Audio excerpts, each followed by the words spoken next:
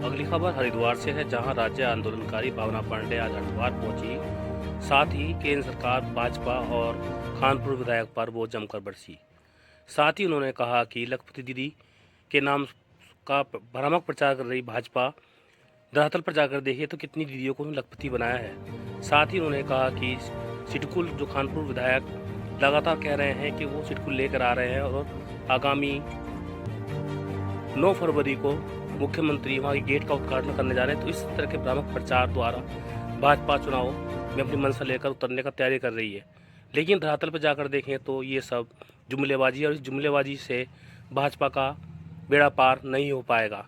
आने वाले चुनाव में दिख जाएगा कि किस तरह से जनता इनको मुँह खाएगी। तो लगातार चुनाव से 2 महीने पहले घोषणा पे घोषणा पिछले साल 1061 घोषणाएं हुई थी, इस बार 2061 होंगी।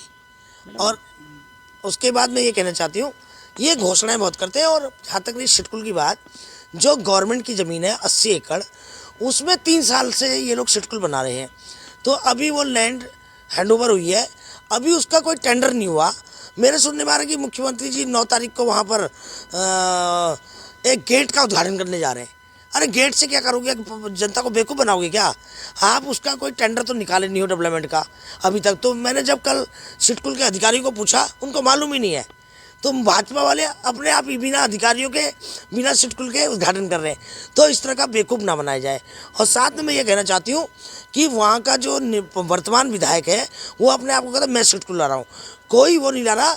आज से 4 साल पहले जो कुंवर चैंपियन विधायक था, उसने एक प्रपोजल दिया था कि भाई यहाँ पर सरकारी लैंड है, यहाँ पर मंडी आनी चाहिए और एक 80 एकड़ जो ज़मीन है वो एक गौशाला की ज़मीन थी, उसमें गवर्नमेंट सिडकुल लाए। तो वो प्रपोजल 4-5 साल से चल रहा है। जब कुंवर चैंपियन विधायक था तो उसने एक प्रपोजल दिया था। अगर श्रेय जाता तो कुंवर चैंपियन को जाता है वो सरकारी लैंड में जो सिडकुल बनने का। और ये जबरन जो ब्लैकमेलर, ब्लैकलिस्टेड विधायक है, अपने आप को कह रहा है मैं सिडकुल, भी कुछ नहीं आ रहा है।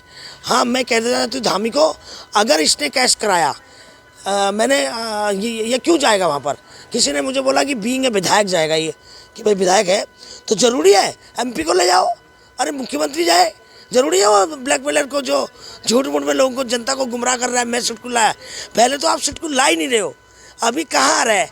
अभी आपका कोई टेंडर नहीं निकला और अभी इस चुनाव क्या 2027 तक सिडकुल बनेगा।